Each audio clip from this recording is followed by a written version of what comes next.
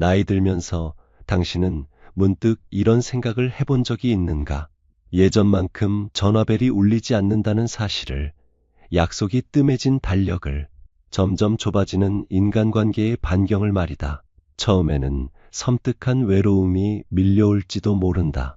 내가 무언가 잘못한 것은 아닐까? 사람들이 나를 멀리하는 것은 아닐까 하는 불안감이 가슴 한구석을 짓누를 수도 있다. 하지만 잠시 멈춰서서 생각해보라. 이것이 정말 슬퍼해야 할 일인지, 아니면 오히려 당신 인생의 새로운 문이 열리는 신호인지를. 정약용은 유배지에서 오랜 세월을 보내며 수많은 인간관계의 덧없음을 목격했다. 권력이 있을 때는 사람들이 몰려들었지만 그것이 사라지자 썰물처럼 빠져나갔다. 그 고독한 시간 속에서 그는 깨달았다. 진정한 평안은 사람의 숫자에서 오는 것이 아니라 자기 내면의 충만함에서 비롯된다는 진리를. 그리고 그는 이렇게 말했다.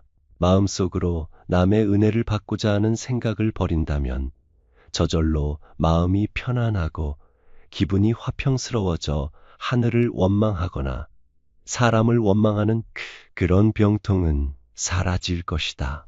이 말 속에는 얼마나 깊은 통찰이 담겨 있는가.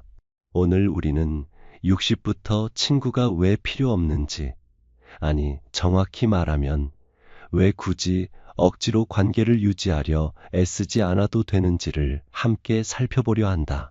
그리고 그 고독한 시간을 어떻게 풍요롭고 충만하게 만들 수 있는지 구체적인 방법까지 이야기해 보겠다. 당신이 지금 느끼는 그 허전함이 사실은 새로운 자유의 시작일 수 있다는 사실을 이 글을 통해 발견하게 되길 바란다. 먼저 가장 중요한 질문부터 던져야겠다. 친구란 과연 무엇인가? 어린 시절 우리는 친구를 당연한 존재로 여겼다. 매일 함께 놀고 밥을 먹고 웃고 떠들며 하루를 보냈다. 청년기에는 같은 고민을 나누고 꿈을 이야기하는 동지였다. 중년에는 사업 파트너이자 현실의 무게를 함께 견디는 전우였다. 그러나 60을 넘어서면서 상황은 달라진다. 직장에서 은퇴하고 자녀들은 각자의 삶을 살고 건강도 예전 같지 않다. 함께 어울리던 사람들도 하나 둘 멀어지거나 세상을 떠나기도 한다. 이때 우리는 깨닫게 된다. 그토록 많던 인연들이 사실은 환경과 조건에 기대어 있었다는 사실을. 정약용은 이를 일찍이 간파했다. 삶의 가장 큰 걸림돌은 결국 나 자신이었다. 내 마음이 바뀌면 모든 것이 바뀐다.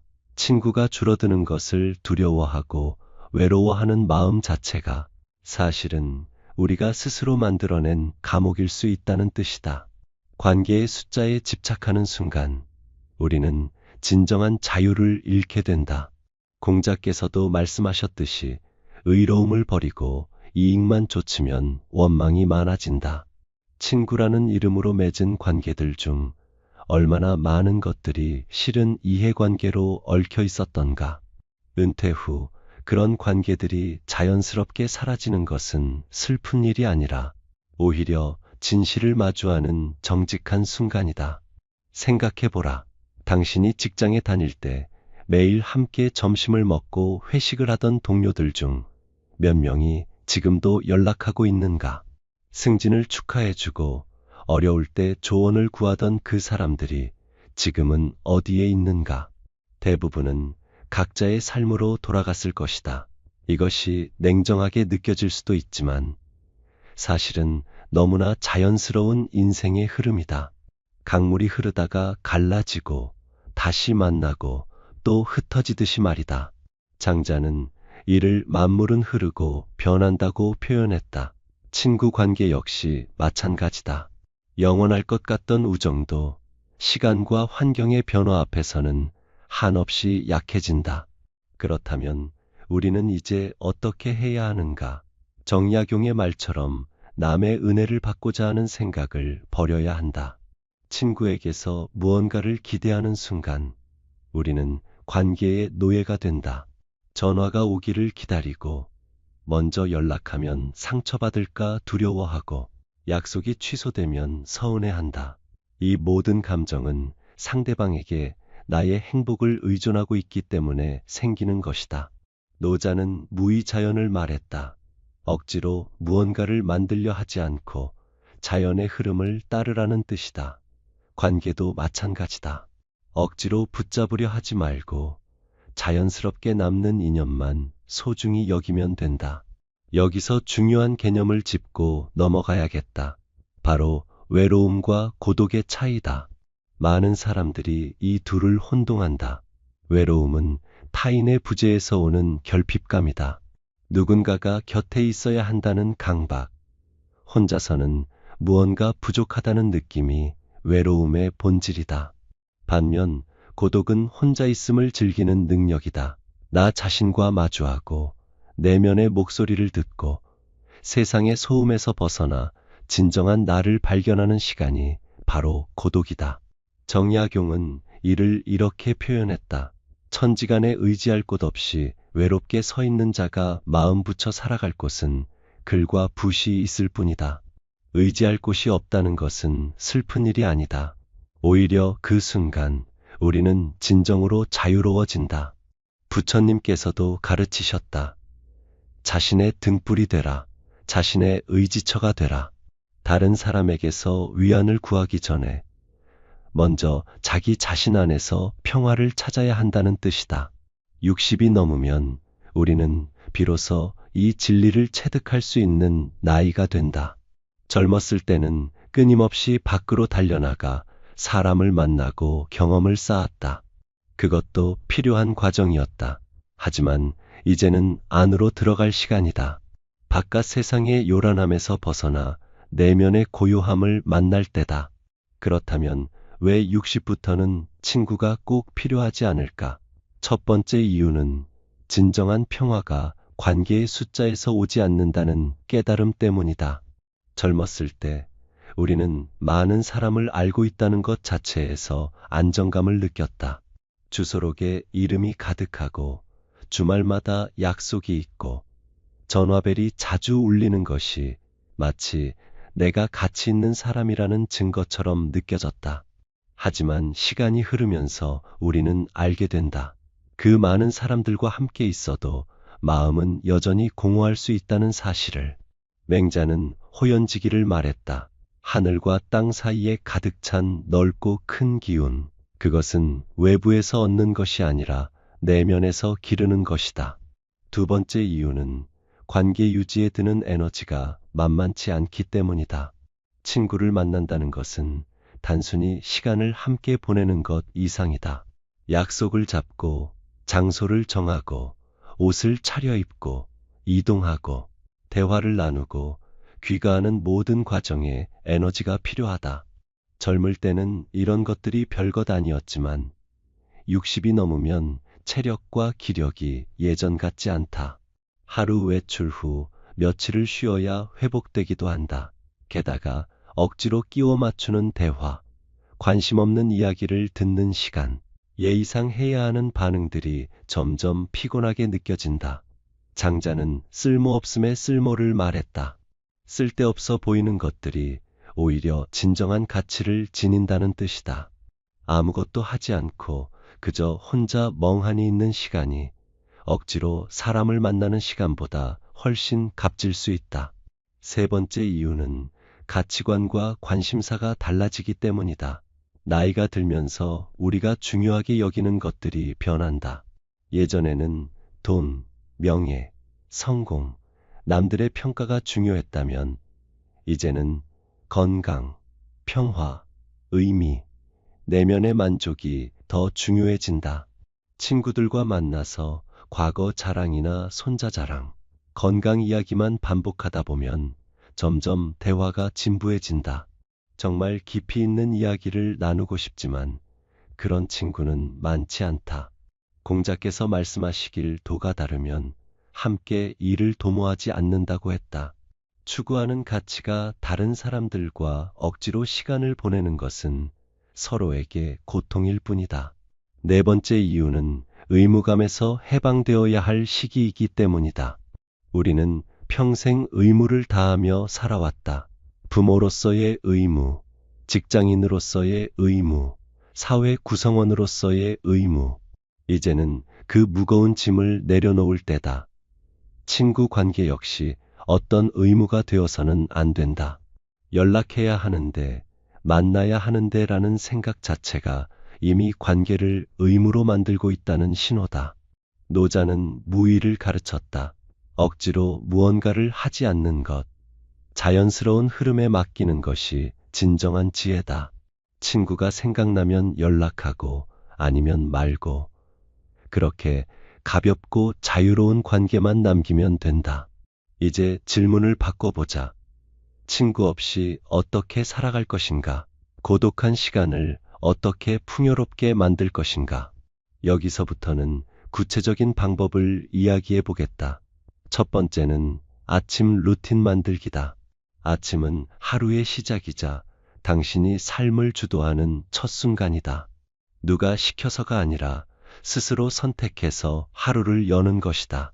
이불을 개고 세수를 하고 차를 한 잔 내려 마시는 것. 이 작은 의식들이 당신에게 하루의 리듬을 선물한다. 정약용은 매일 아침 글을 읽고 붓을 들었다. 그것이 그의 하루를 지탱하는 축이었다. 당신도 그런 축을 만들어라. 창밖을 내다보며 오늘 날씨를 느끼고 새소리를 듣고 천천히 숨을 들이마시는 것만으로도 충분하다. 두 번째는 손으로 무언가를 만드는 일이다. 요리를 하든 나무를 깎든 뜨개질을 하든 손을 움직이는 동안 머리는 쉬게 된다. 그리고 무언가를 완성했을 때 오는 작은 성취감은 말로 표현할 수 없는 기쁨을 준다. 장인 정신이라는 말이 있다. 하나의 일에 온전히 몰입하는 태도. 그것이 바로 명상이고 수행이며 치유다. 친구와의 대화에서 얻는 즐거움도 좋지만 자신의 손으로 무언가를 창조하는 즐거움은 그보다 훨씬 깊고 오래 간다. 맹자는 사람이 하지 않으면 곧 썩는다고 했다. 몸과 마음을 움직이지 않으면 모든 것이 퇴화한다. 작은 일이라도 좋으니 매일 손을 움직여라. 세 번째는 글쓰기다. 일기를 쓰든 수필을 쓰든 편지를 쓰든 형식은 중요하지 않다. 중요한 것은 당신의 생각과 감정을 글로 옮기는 과정이다. 글을 쓰다 보면 어지럽던 생각이 정리되고 복잡하던 감정이 단순해진다. 정약용이 유배지에서 수많은 책을 쓸 수 있었던 것은 그것이 그의 유일한 벗이었기 때문이다. 글은 거짓말하지 않는다. 글은 당신을 배신하지 않는다. 글은 언제나 당신 곁에 있어준다. 공자께서 하기 시습지 부력 여로라 하셨다. 배우고 때때로 익히면 기쁘지 아니한가. 글쓰기야말로 가장 좋은 배움이자 익힘이다. 네 번째는 자연과 함께하는 시간이다. 산책을 하든 정원을 가꾸든 그저 공원 벤치에 앉아있든 자연은 언제나 당신을 반긴다. 자연은 판단하지 않는다. 자연은 비교하지 않는다. 자연은 그저 있을 뿐이다. 나무를 보라, 새를 보라, 구름을 보라. 그들은 아무 말 없이 당신에게 평화를 건넨다. 노자는 자연을 본받으라고 했다. 자연은 억지로 꽃을 피우지 않는다. 때가 되면 피고 때가 되면 진다. 우리도 그렇게 살면 된다. 산책하며 오감을 깨우는 것만으로도 당신의 하루는 충분히 풍요로워진다. 다섯 번째는 아무것도 하지 않는 시간이다. 이것이 가장 어려울 수도 있다. 우리는 평생 무언가를 해야 한다는 강박 속에 살아왔다.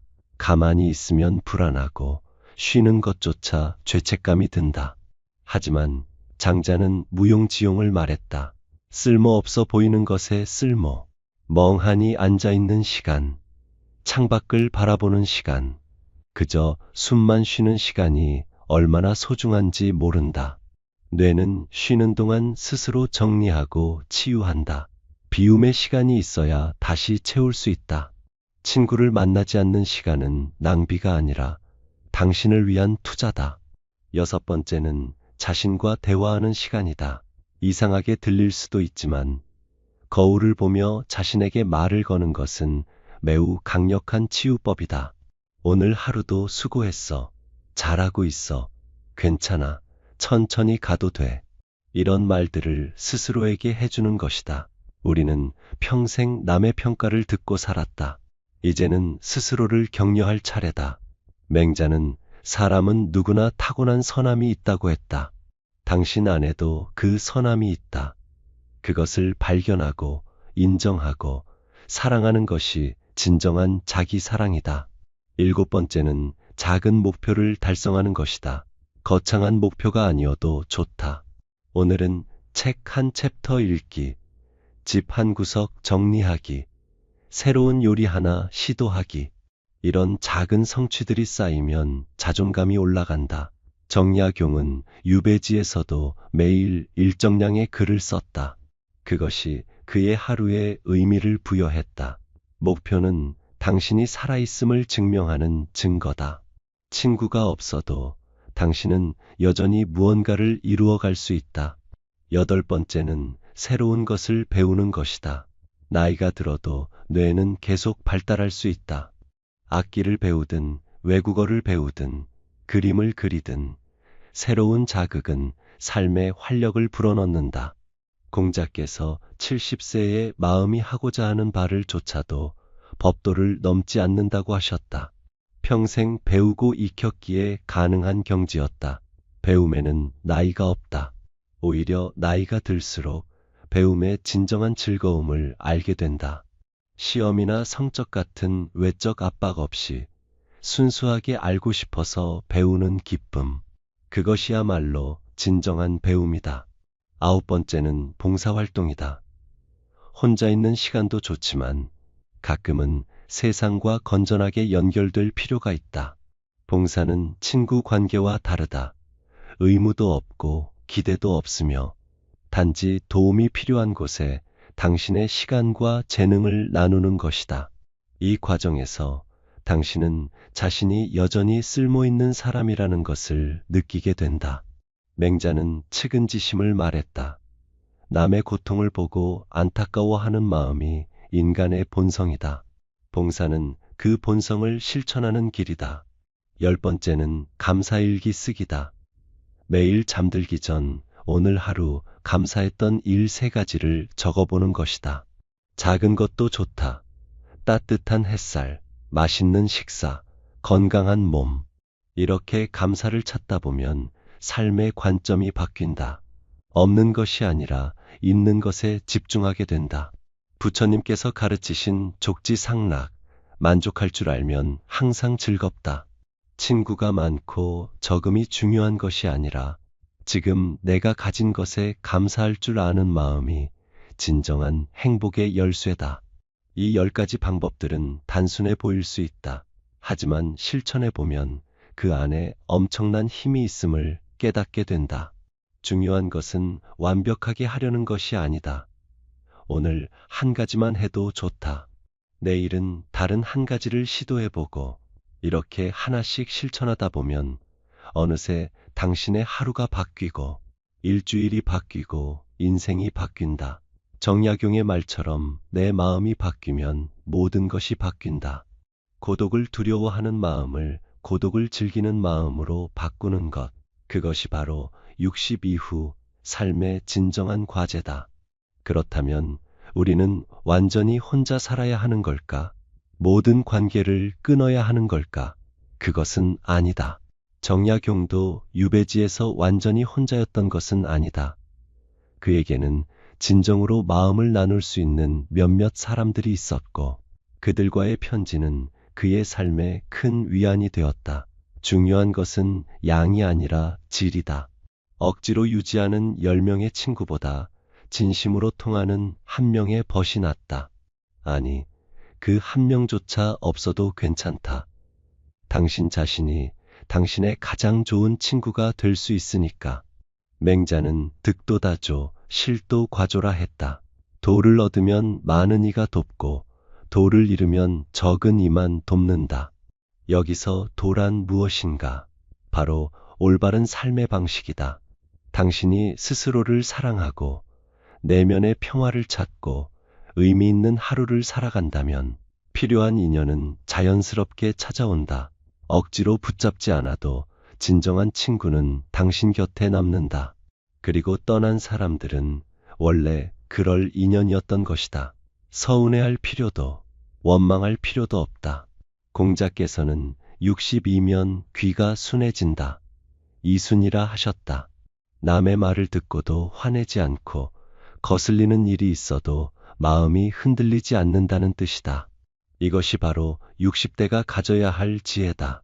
친구가 연락을 안 해도 섭섭해하지 않고 모임에서 빠져도 소외감을 느끼지 않으며 혼자 있어도 외롭지 않은 경지. 그것이 진정한 이순의 경지다. 이 경지에 도달하면 당신은 비로소 자유로워진다. 부처님께서는 모든 괴로움은 집착에서 온다고 가르치셨다. 친구에 대한 집착, 관계에 대한 집착, 외로움을 두려워하는 집착. 이 모든 것들이 우리를 괴롭게 만든다. 집착을 내려놓는 순간 평화가 찾아온다. 쉬운 일은 아니다. 평생 관계 속에서 살아온 우리에게 혼자가 되는 것은 큰 도전이다. 하지만 이 도전을 받아들이고 넘어설 때 당신은 인생의 새로운 단계로 나아가게 된다. 노자는 상선약수라 했다. 최고의 선은 물과 같다. 물은 만물을 이롭게 하면서도 다투지 않고 모두가 싫어하는 낮은 곳으로 흐른다. 60 이후의 삶도 이와 같아야 한다. 높은 자리를 탐하지 않고 많은 관계를 과시하지 않으며 조용히 낮은 곳에서 자신의 삶을 살아가는 것. 그것이 진정한 지혜다. 친구가 많다고 자랑할 필요도 없고 혼자라고 부끄러워할 필요도 없다. 당신은 그저 당신의 삶을 살면 된다. 돌아보면 우리는 평생 남의 시선을 의식하며 살았다. 학교에서는 친구가 많은 아이가 인기 있었고 직장에서는 인맥이 넓은 사람이 성공했으며 사회에서는 아는 사람이 많은 이가 능력 있어 보였다.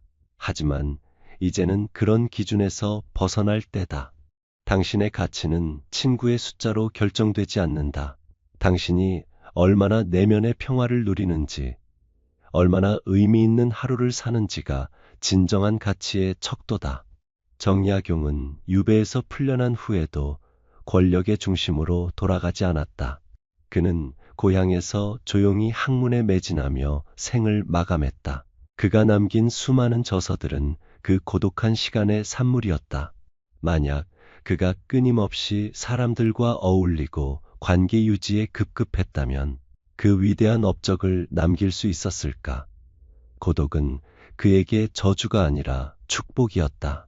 당신의 고독도 마찬가지다. 그것은 저주가 아니라 당신이 진정한 자신을 발견할 수 있는 축복의 시간이다. 마지막으로 당신에게 묻고 싶다. 지금 이 순간, 당신은 행복한가? 만약 그렇지 않다면 그 이유가 정말 친구가 없어서인가? 아니면 당신 스스로를 사랑하지 못하고 인정하지 못하고 받아들이지 못해서인가? 진실은 대부분 후자에 있다. 우리는 자신의 내면을 들여다보는 것이 두려워서 끊임없이 밖으로 도망친다. 사람을 만나고 약속을 잡고 관계를 유지하는 것으로 그 공허함을 메우려 한다. 하지만 공허함은 외부에서 채워지지 않는다. 오직 내면에서만 채워질 수 있다. 장자는 호접지몽의 이야기를 했다. 나비가 된 꿈을 꾸었는데 깨어나 보니 내가 사람인지 나비인지 알 수 없었다는 이야기.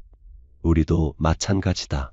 평생 친구가 많아야 행복하다는 꿈을 꾸었는데 이제 깨어나 보니 그것이 진짜 행복이 아니었음을 깨닫는다.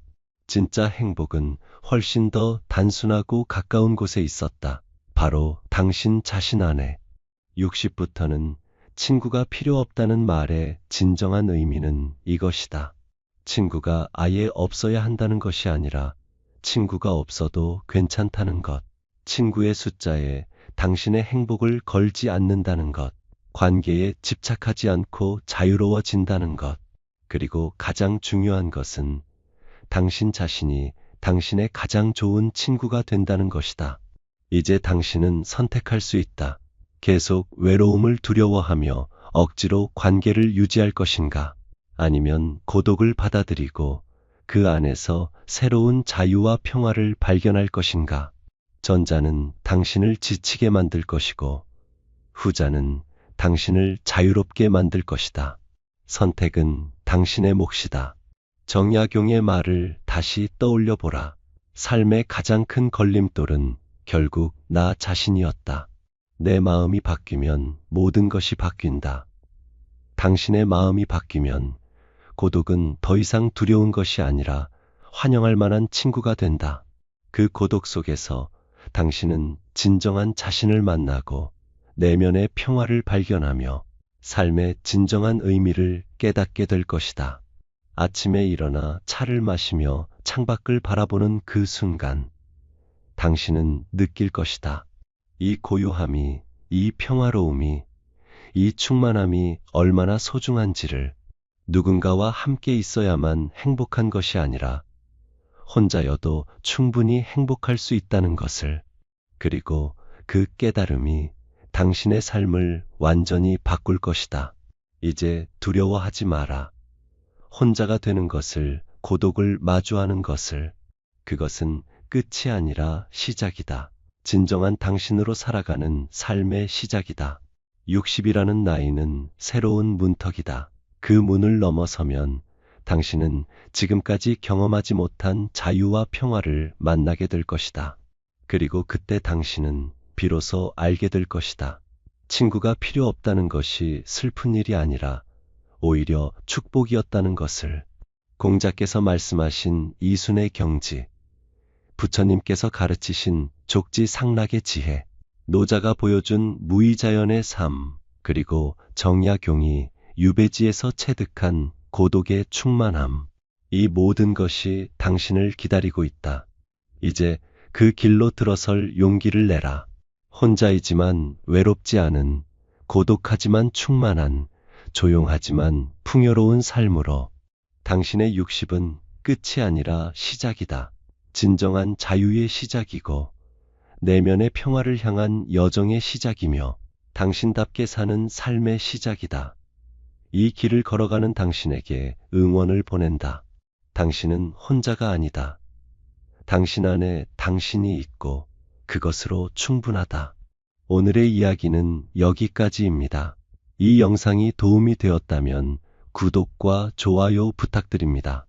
여러분의 작은 관심이 더 좋은 콘텐츠를 만드는 큰 힘이 됩니다. 다음에도 정약용의 지혜로 여러분의 인생에 작은 빛이 될 수 있는 이야기로 찾아뵙겠습니다. 오늘도 평안한 하루 되시길 바랍니다. 우리는 흔히 노년을 부드럽고 온화하게 살아야 한다고 생각한다. 평생을 애쓴 만큼 이제는 자식들 곁에서 여생을 평온하게 보내야 한다고 말한다. 그런데 과연 그럴까? 정말로 자식에게 모든 것을 내어주고 재산을 미리 물려주고 그들의 기쁨을 위해 나를 희생하는 것이 진정한 행복일까? 다산 정약용은 말한다. 노년에는 오히려 독해져야 한다고. 자식으로부터 독립하고 재산을 끝까지 지키고 스스로의 삶을 끝까지 책임져야 한다고. 이 말이 처음에는 냉정하게 들릴 수도 있다. 하지만 곰곰이 생각해보면 이 독함이야말로 진정한 사랑이자 노후를 평안하게 보내는 유일한 길임을 깨닫게 된다. 오늘 우리는 왜 노년에 독해져야 하는지, 그리고 그 독함이 어떻게 평안으로 이어지는지를 함께 살펴볼 것이다. 먼저 떠올려 보라. 당신은 평생 얼마나 많은 것들을 자식을 위해 희생했는가? 아이가 태어나던 순간부터 온 마음을 쏟았고 좋은 학교에 보내기 위해 밤낮 없이 일했으며 그들의 미래를 위해 당신 자신의 꿈은 접었다. 마치 강물이 끊임없이 흐르며 대지를 적시듯 당신은 쉬지 않고 자식에게 모든 것을 주었다. 그런데 그렇게 살아온 당신의 노년은 과연 행복한가? 아니, 솔직히 물어보자. 자식들은 당신이 바랐던 만큼 당신을 챙기고 있는가? 명절에 얼굴 한번 보기도 어렵고 전화 한 통 받기도 쉽지 않다. 오히려 당신은 자식에게 부담이 되지 않을까 조마조마해 하며 살고 있지는 않은가? 이것이 우리가 평생을 헌신한 대가라면 이제는 무언가가 잘못되었다는 사실을 인정해야 할 때다. 정약용은 정확히 이 지점을 꿰뚫어 보았다. 그는 말한다. 버려야 할 것을 못 버리는 것은 스스로를 버리게 된다고. 무엇을 버려야 하는가? 바로 자식에 대한 과도한 집착, 그들에게서 효도받으려는 기대, 그리고 내 인생의 가치를 자식의 성공으로만 판단하는 어리석음이다. 이 모든 것을 버리지 못하면 결국 당신은 노년에 외롭고 서러운 삶을 살게 될 것이다. 왜냐하면 자식은 당신의 소유물이 아니며 그들에게는 그들만의 인생이 있기 때문이다. 당신이 아무리 많은 것을 주었다고 해도 그것이 자동으로 효도로 돌아오지는 않는다. 이것이 냉정한 현실이다. 그렇다면 이제 우리는 어떻게 살아야 할까? 바로 독해져야 한다. 자식으로부터 독립하고 재산을 지키고 나 자신의 인생을 끝까지 책임지는 독한 말이다. 첫 번째로 자녀로부터의 독립이다. 헌신을 멈추고 독립하라는 말은 자식을 사랑하지 말라는 뜻이 아니다. 오히려 진정한 사랑은 적절한 거리에서 시작된다. 부처님은 말씀하셨다. 모든 괴로움은 집착에서 온다고. 자식에 대한 집착도 마찬가지다. 당신이 자식에게 모든 것을 쏟아붓고 그들의 삶 구석구석을 챙기려 하면 할수록 정작 당신의 삶은 텅 비어버린다. 마치 자신의 물을 다 내어준 우물이 말라버리듯 말이다. 정약용은 이렇게 말한다. 남이 어려울 때 자기는 은혜를 베풀지 않으면서 남이 먼저 은혜를 베풀어 주기만 바라는 것은 너희들이 지닌 그 오기 근성이 없어지지 않았기 때문이다. 이 말을 자식과의 관계에 적용해보라. 당신은 평생 자식에게 은혜를 베풀었다. 그런데 이제 와서 그들이 당신에게 보답하지 않는다고 서운해한다면 그것은 어리석은 일이다. 생각해보라. 자식을 키우는 것은 당신의 선택이었다. 그들은 당신에게 태어나게 해달라고 부탁하지 않았다. 당신이 그들을 이 세상에 데려왔고 그들을 키우는 것은 부모로서의 책임이었다. 그러니 이제 와서 효도를 바라는 것은 일종의 거래가 되어버린다. 내가 너를 키웠으니 너도 나를 돌봐야 한다는 식의 사고 말이다. 하지만 진정한 사랑은 조건이 없다. 공자는 말했다. 부모가 자식을 사랑하는 마음은 하늘처럼 넓고 깊어야 한다고. 그 사랑에는 보상을 바라는 마음이 없어야 한다는 뜻이다. 그렇다면 이제 우리가 해야 할 일은 무엇인가? 바로 자식에게 올인하는 것을 멈추는 것이다. 당신 인생의 50%는 당신 자신을 위해 남겨둬야 한다. 자식의 뒷바라지에 전 재산과 인생을 거는 것은 어리석은 일이다. 실제로 많은 부모들이 자식을 위해 모든 것을 희생한다. 조기 유학을 보내기 위해 가족이 뿔뿔이 흩어지고 아버지는 한국에서 돈을 벌고 어머니는 아이와 함께 낯선 땅에서 고생한다. 그 결과는 무엇인가? 부부관계는 파탄나고 아이는 정체성 혼란을 겪으며 가정은 붕괴된다. 이것이 과연 자식을 위한 것인가? 아니다. 이것은 부모의 욕심일 뿐이다. 내 아이만큼은 성공시키고 싶다는, 남들에게 자랑하고 싶다는 허영일 뿐이다. 정약용은 말한다.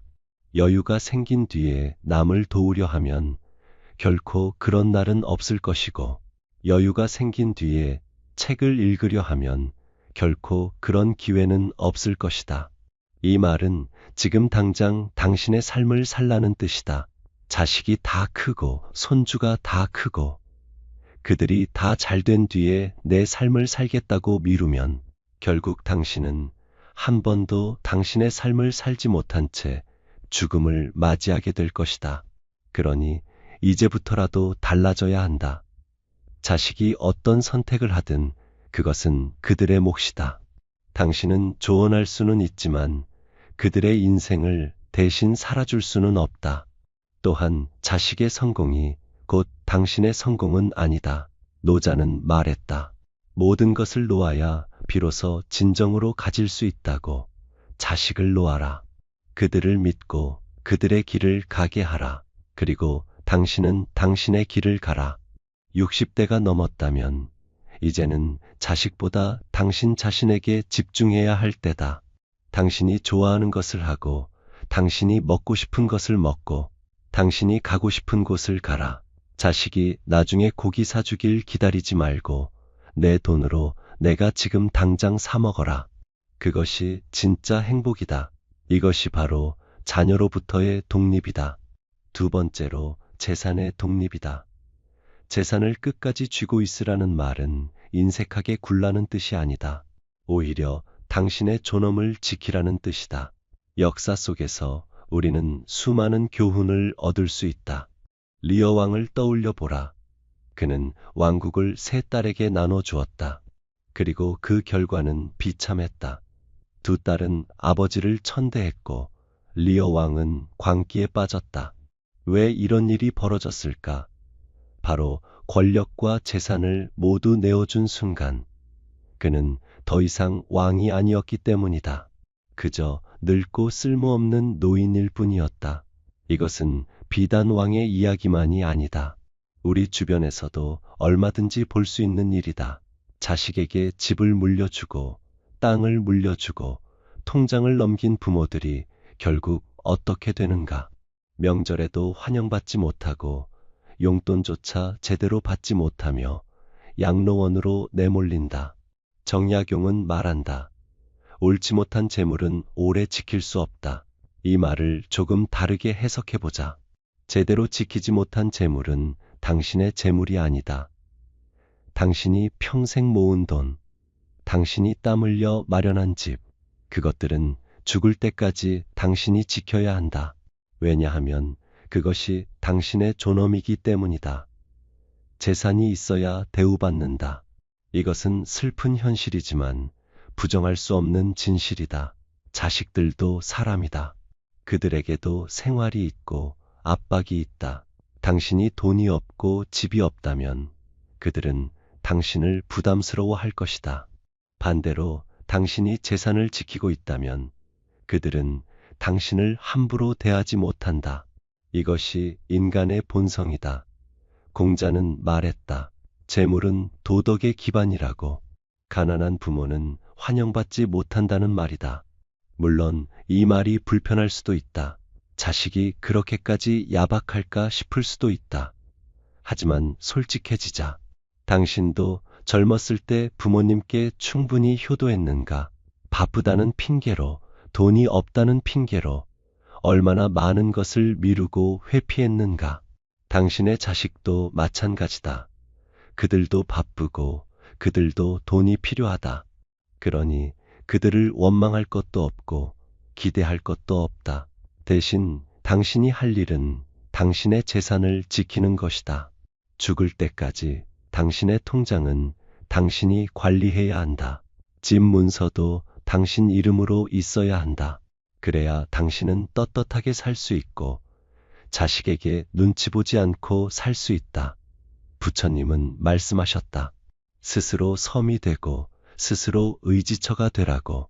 자식도 배우자도 결국 당신을 완전히 책임질 수는 없다. 오직 당신 자신만이 당신의 든든한 버팀목이 될 수 있다. 더 나아가 돈은 써야 내 돈이다. 아끼다가 결국 당신의 손을 떠나면 그 돈은 무슨 의미가 있는가? 정약용은 말한다. 세상의 옷이나 음식, 재물 등은 부질없고 가치 없는 것이다. 하지만 그것들을 제대로 사용한다면 그것들은 당신의 삶을 풍요롭게 만든다. 세금 내는 것을 아까워하지 마라. 정당하게 세금을 내고 당당하게 쓰며 필요한 곳에 베풀어라. 그것이 돈을 제대로 사용하는 방법이다. 아껴서 자식에게 물려주겠다는 생각은 버려라. 당신이 쓰지 않으면 결국 그 돈은 당신과 아무 상관없는 돈이 되고 만다. 요양원비로 쓰이거나 병원비로 나가거나 당신이 원하지 않는 곳에 쓰일 것이다. 차라리 지금 당신이 건강할 때 당신이 하고 싶은 일에 쓰는 것이 현명하다. 그러니 이제부터라도 당신의 재산을 제대로 지키고 제대로 사용하라. 자식에게 미리 물려주지 마라. 그들이 필요하면 도와줄 수는 있지만 모든 것을 내어주어서는 안 된다. 당신의 마지막 보루는 당신의 재산이다. 그것이 있어야 당신은 존엄하게 살 수 있고 자식에게 짐이 되지 않을 수 있다. 노자는 말했다. 만족할 줄 아는 자는 항상 부유하다고. 당신이 가진 재산이 적더라도 그것을 지키고 현명하게 사용한다면 당신은 부유한 노년을 보낼 수 있다. 이것이 바로 재산의 독립이다. 세 번째로 정신의 독립이다. 배움을 멈추지 말라는 것이다. 많은 노인들이 은퇴하면 모든 것을 내려놓는다. 더 이상 배울 것도 없고 할 것도 없다고 생각한다. 그저 손주나 봐주고 텔레비전이나 보다가 죽기를 기다린다. 하지만 이것은 스스로를 죽음으로 밀어넣는 일이다. 정약용은 말한다. 배움은 깨달음이다. 깨달음은 그릇된 것을 아는 것이다. 배움을 멈추는 순간 당신은 급격히 늙는다. 뇌가 굳어지고 몸이 쇠약해지며 삶의 의욕이 사라진다. 세상은 빠르게 변하고 있다. 스마트폰, 인터넷, 인공지능, 온갖 새로운 기술들이 쏟아진다. 이것들을 배우지 않으면 당신은 눈뜬 장님처럼 살게 된다. 은행에 가도, 병원에 가도, 마트에 가도 모든 것이 기계로 바뀌었다. 젊은 사람들에게 물어보기도 민망하고 혼자서는 할 수 없고 결국 당신은 집에만 갇혀 지내게 된다. 부처님은 말씀하셨다. 이 세상에서 변하지 않는 것은 모든 것이 변한다는 사실뿐이다. 세상은 변하고 기술은 발전하며 젊은 세대는 새로운 것을 만들어낸다. 당신도 그 흐름에 올라타야 한다. 나이가 들었다고 해서 배움을 멈출 이유는 없다. 오히려 나이가 들수록 더 배워야 한다. 그래야 젊은 사람들과 대화할 수 있고 그들의 세계를 이해할 수 있으며 당신도 그 세계의 일부가 될 수 있다. 정약용은 말한다. 학생으로 남아야 한다고. 배움을 멈추지 않는 사람은 늙지 않는다. 마음이 젊고 호기심이 살아있으며 삶이 즐겁다. 반대로 배움을 멈춘 사람은 빠르게 늙고 고립되며 외로워진다. 또한 과거 자랑과 잔소리를 금지해야 한다. 왕년에 내가 어땠다는 식의 말은 처량해 보일 뿐이다. 젊은 사람들은 그런 이야기에 관심이 없다. 그들에게는 그들의 현재가 중요하다. 당신이 젊었을 때의 무용담을 늘어놓으면 그들은 당신을 꼰대라고 생각할 뿐이다. 옛 것을 익히되 새 것을 알아야 한다고. 과거에 집착하지 말고 현재를 받아들이며 미래를 준비해야 한다는 뜻이다. 당신의 과거는 당신만의 것이다. 그것을 자랑하거나 젊은이들에게 강요하지 마라. 대신 그들의 성장을 인정하고 그들의 성취를 축하하며 그들과 함께 배우고 즐겨라. 그것이 진정한 어른의 태도다. 그리고 현재를 즐겨야 한다. 미래를 위해, 자식을 위해, 손주를 위해 현재의 행복을 유보하지 마라. 정약용의 말처럼 여유가 생긴 뒤에 즐기려 하면 결코 그런 날은 오지 않는다. 지금 당장 즐겁게 살아야 한다. 가고 싶은 곳이 있으면 지금 가라. 배우고 싶은 것이 있으면 지금 배워라. 하고 싶은 일이 있으면 지금 해라. 내일은 오지 않을 수도 있다. 부처님은 말씀하셨다. 과거는 이미 지나갔고 미래는 아직 오지 않았으며 오직 현재만이 당신의 것이다. 지금 이 순간을 살라는 뜻이다. 자식 걱정, 돈 걱정, 건강 걱정으로 하루하루를 보내지 마라. 오늘 하루를 최대한 즐겁게, 의미 있게, 충만하게 살아라. 그것이 진정한 삶이다. 또한 친구를 만들고 취미 생활을 해야 한다. 자식만 바라보면 외롭다. 자식은 당신의 전부가 아니다. 그들에게는 그들의 가족이 있고 그들의 삶이 있다. 당신도 당신만의 세계를 만들어야 한다. 같은 나이대의 친구들을 만나고 함께 운동하고 함께 여행 가고 함께 배우라. 취미 생활을 시작해라. 악기를 배우든 그림을 그리든 등산을 하든 사진을 찍든 무엇이든 좋다. 당신만의 즐거움을 찾아라. 노자는 말했다. 혼자 있어도 외롭지 않은 사람이 진정 강한 사람이다. 하지만 그렇다고 해서 항상 혼자 있을 필요는 없다. 사람은 사회적 동물이다. 적절한 교류와 소통이 필요하다. 다만 그것이 자식에게만 집중되어서는 안 된다는 것이다. 당신만의 친구, 당신만의 취미, 당신만의 세계를 만들어라. 그것이 고독을 극복하는 방법이며 치매를 예방하는 방법이기도 하다. 네 번째로 죽음의 독립이다. 이것이 가장 어렵지만 가장 중요한 부분이다. 죽음을 껴안는다는 것은 무엇을 의미하는가? 그것은 죽음을 두려워하지 않고 죽음을 자연스럽게 받아들이며 죽음을 준비한다는 뜻이다. 정약용은 말한다.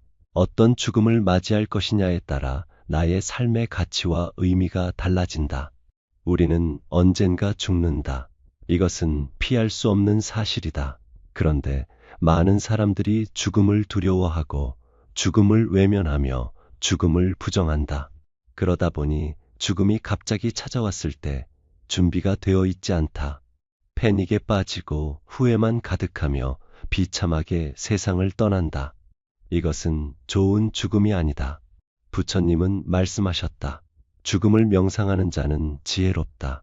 죽음을 생각하는 것이 우울한 일이 아니라 오히려 삶을 더 충실하게 만드는 일이라는 뜻이다. 죽음을 인식하면 당신은 더 이상 사소한 일에 연연하지 않게 된다. 자식과의 다툼, 돈 걱정, 남의 시선, 이런 것들이 얼마나 하찮은지 깨닫게 된다. 대신 정말 중요한 것에 집중하게 된다. 사랑하는 사람들과의 시간, 당신이 하고 싶었던 일, 당신이 남기고 싶은 유산, 이런 것들 말이다. 공자는 말했다. 아침에 도를 들으면 저녁에 죽어도 좋다고. 이것은 죽음을 두려워하지 않고 삶의 의미를 찾았다면 언제 죽어도 후회가 없다는 뜻이다. 죽음을 준비한다는 것은 유언장을 쓰고 장례를 준비하며 당신의 재산을 정리하는 것을 포함한다. 이것은 음산한 일이 아니다. 오히려 책임감 있는 일이다. 당신이 죽은 뒤 자식들이 재산 문제로 싸우게 하고 싶은가? 당신의 장례를 두고 혼란에 빠지게 하고 싶은가? 그렇지 않다면 지금 준비해야 한다. 먼저 일어나는 새가 벌레를 잡는다고 준비하는 사람이 성공한다는 뜻이다. 죽음도 마찬가지다. 준비하는 사람이 좋은 죽음을 맞이한다. 유언장을 쓰라. 당신의 재산을 어떻게 분배할지 명확히 해라. 장례는 어떻게 치를지, 묘는 어디에 쓸지, 이런 것들을 미리 정해두라. 그러면 당신도 마음이 편하고 자식들도 혼란스럽지 않을 것이다. 또한 연명치료에 대해서도 생각해 봐야 한다.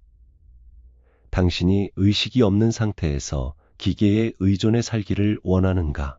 자식들에게 엄청난 병원비 부담을 지우면서까지 연명하기를 원하는가? 대부분의 사람들은 그렇지 않을 것이다. 그렇다면 미리 의사를 밝혀라. 사전 연명 의료 양서를 작성해라. 그것이 당신을 위한 일이자 자식을 위한 일이기도 하다. 부처님은 말씀하셨다. 집착을 버리고 평온하게 떠나는 것이 아름다운 죽음이다. 죽음에 집착하지 마라. 하루라도 더 살겠다고 발버둥 치지 마라. 때가 되면 평온하게 받아들여라. 그것이 존엄한 죽음이다. 그리고 무엇보다 중요한 것은 죽기 전에 당신이 하고 싶었던 일을 다 해야 한다는 것이다. 정약용은 말한다. 지금이라도 시작하라고. 작은 시작이 큰 성공으로 이어질 수 있다고. 죽기 전에 꼭 가보고 싶었던 곳이 있는가? 지금 가라. 죽기 전에 꼭 만나고 싶었던 사람이 있는가? 지금 만나라. 죽기 전에 꼭 하고 싶었던 말이 있는가? 지금 해라. 미루지 마라. 언젠가는 너무 늦다. 노자는 말했다. 천리길도 한 걸음부터다. 지금 시작하지 않으면 영원히 시작하지 못한다. 당신의 버킷리스트를 만들어라. 그리고 하나씩 실천해라. 그것이 당신의 삶을 의미 있게 만들고 죽음을 평온하게 맞이하는 방법이다. 마지막으로 이 모든 독함이 결국 무엇을 의미하는지 생각해보자. 자녀로부터의 독립, 재산의 독립, 정신의 독립, 죽음의 독립. 이 모든 것이 결국 당신 자신을 껴안는 것이다. 당신의 삶을 책임지는 것이다. 당신의 존엄을 지키는 것이다. 이것이 독함의 진정한 의미다. 그리고 이 독함이야말로 진정한 사랑이다. 자식을 진정으로 사랑한다면 그들에게 짐이 되지 마라. 그들에게 부담을 주지 마라. 그들이 자유롭게 그들의 삶을 살 수 있도록 해라. 당신이 스스로를 돌볼 수 있고 스스로를 즐길 수 있으며 스스로를 존중할 수 있다면 그것이 자식에게 줄 수 있는 최고의 선물이다. 부처님은 말씀하셨다. 자신을 의지처로 삼고 법을 의지처로 삼으라. 다른 누구도 당신의 의지처가 될 수 없다. 오직 당신 자신만이 당신을 구원할 수 있다. 자식도, 배우자도, 친구도 결국 당신의 인생을 대신 살아줄 수는 없다. 당신의 행복도, 당신의 평안도 결국 당신 스스로 만들어내야 한다. 그러니 독해져라. 자식에게 기대지 마라. 재산을 지켜라. 배움을 멈추지 마라. 죽음을 준비해라. 그것이 당신의 노후를 평안하게 만드는 유일한 길이다. 공자는 말했다. 60세가 되면 이순이라 하여 귀로 듣는 모든 것을 이해하고 받아들일 수 있다고. 60대는 인생의 완숙기다. 이제 당신은 모든 것을 이해할 수 있는 나이가 되었다. 자식의 마음도 세상의 이치도 삶과 죽음의 의미도. 그렇다면 이제 행동할 때다. 알기만 하고 실천하지 않으면 아무 소용이 없다. 정약용은 말한다. 어른은 행동으로 말을 증명하고 아이는 말로 행동을 변명한다고. 당신은 어른이다. 그러니 행동해라. 오늘부터 독하게 살아라. 자식에게 전화해서 돈 달라고 하지 마라.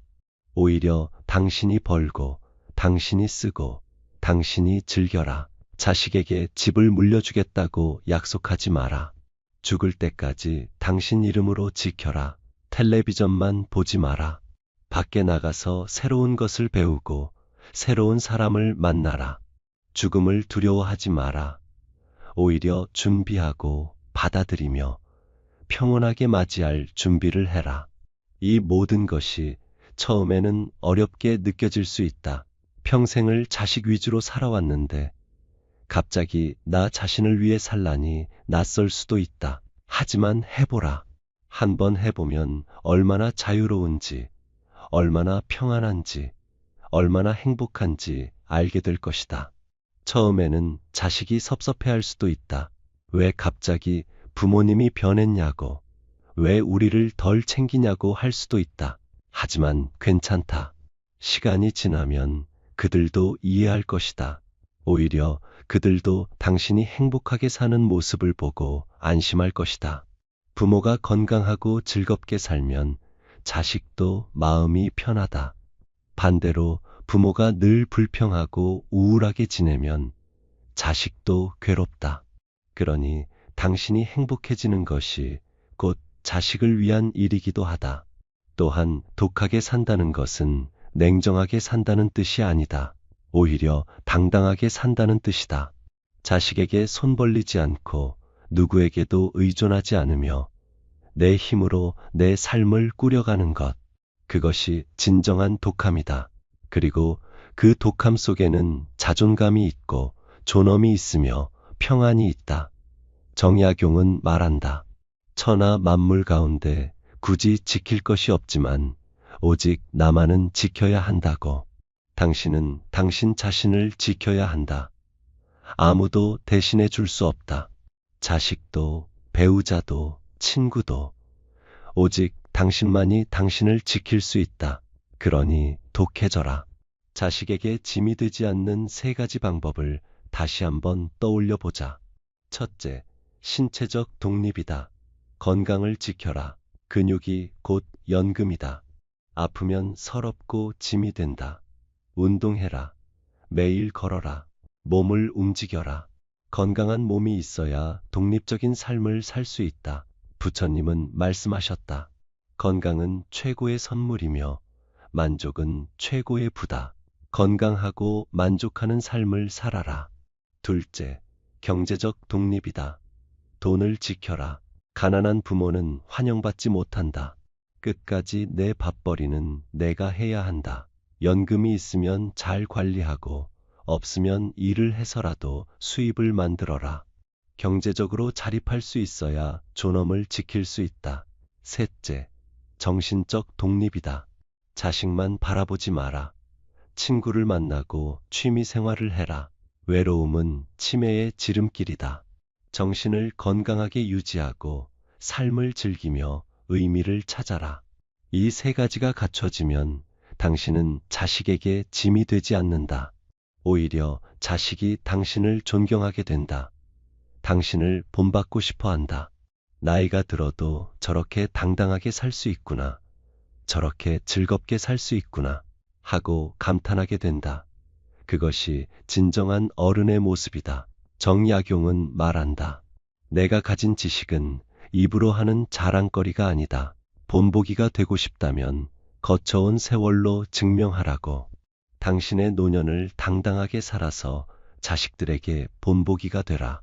말로 가르치지 말고 삶으로 보여주라. 그것이 진정한 교육이다. 결국 우리가 이야기한 모든 것은 한 가지로 귀결된다. 당신 자신을 껴안으라는 것이다. 자신을 사랑하고 자신을 존중하며 자신을 책임지라는 것이다. 그리고 죽음도 껴안으라는 것이다. 죽음을 두려워하지 말고 준비하고 평온하게 받아들이라는 것이다. 이 모든 것이 결국 평안으로 이어진다. 당신이 자신을 제대로 껴안을 때 당신은 비로소 평안을 얻는다. 더 이상 자식 눈치를 보지 않아도 되고 돈 걱정에 시달리지 않아도 되며 죽음을 두려워하지 않아도 된다. 그저 당신의 삶을 살면 된다. 오늘을 살고 지금을 즐기며 의미를 찾으면 된다. 노자는 말했다. 도를 아는 자는 말하지 않고 말하는 자는 도를 모른다. 진정한 지혜는 말이 아니라 삶으로 드러난다는 뜻이다. 오늘부터 당신의 삶을 바꿔라. 독하게 살아라. 자식에게 의존하지 말고 재산을 지키며 배우고 즐기고 죽음을 준비해라. 그것이 당신의 노후를 평안하게 만드는 유일한 길이다. 그리고 그 평안 속에서 당신은 비로소 진정한 행복을 발견하게 될 것이다. 자식도 주지 못하고 돈도 주지 못하며 세상도 주지 못하는 그 행복. 오직 당신 스스로만이 만들어낼 수 있는 그 평안. 그것이 바로 독하게 사는 삶의 진정한 보상이다. 공자는 말했다. 70세가 되면 종심 소욕 불유구라 하여 마음이 하고 싶은 대로 해도 도를 벗어나지 않는다고. 그 경지에 이르기 위해서는 지금부터 독하게 살아야 한다. 자신을 단련하고 자신을 지키며 자신을 존중해야 한다. 그러면 70대가 되었을 때 당신은 진정으로 자유로운 삶을 살 수 있을 것이다.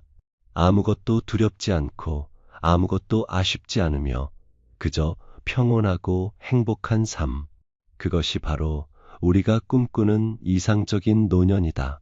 부처님은 말씀하셨다. 세상에서 가장 위대한 정복은 자기 자신을 정복하는 것이다. 당신의 두려움을 정복하고 당신의 집착을 정복하며 당신의 나약함을 정복해라. 그러면 당신은 무적이 된다. 아무도 당신을 무너뜨릴 수 없고 아무것도 당신을 흔들 수 없다. 그 경지에 이르렀을 때 당신은 비로소 진정한 평안을 얻는다. 자식이 찾아오지 않아도 괜찮고 돈이 많지 않아도 괜찮으며 죽음이 다가와도 괜찮다. 모든 것이 괜찮다. 왜냐하면 당신은 당신 자신을 가지고 있기 때문이다. 그것만으로 충분하기 때문이다. 오늘의 이야기는 여기까지입니다. 이 이야기가 도움이 되셨다면 구독과 좋아요 부탁드립니다. 여러분의 평안한 노후를 진심으로 응원합니다. 감사합니다.